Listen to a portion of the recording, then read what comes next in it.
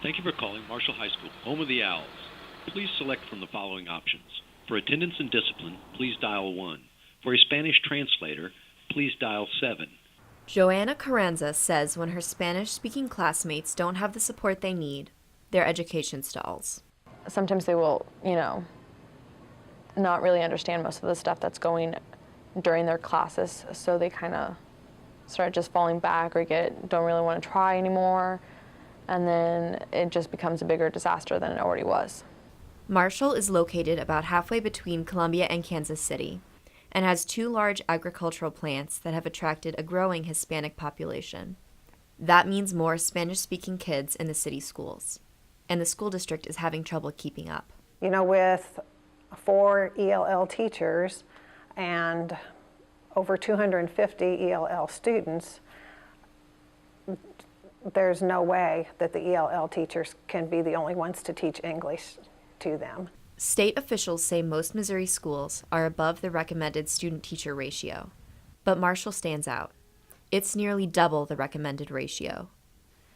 Denise Adkins says states also have a shortage of professionals who can work with special education ELL students or bilingual counselors.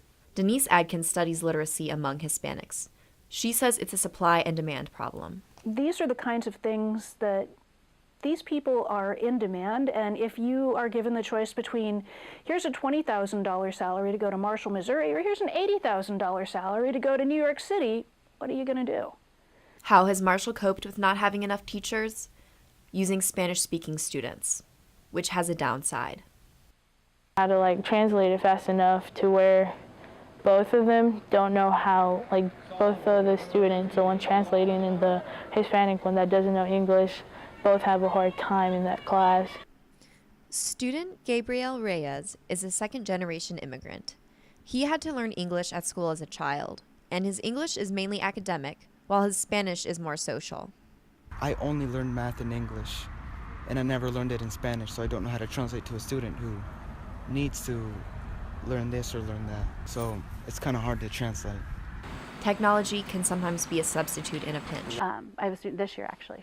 During math time, she'll go get an iPad when it's time for math homework, and she'll use that iPad and that app where she can take a picture of the screen and it'll translate on the page. Marshall is looking for more teachers, but even if they get them, district officials are doubtful they could land a certified ELL instructor.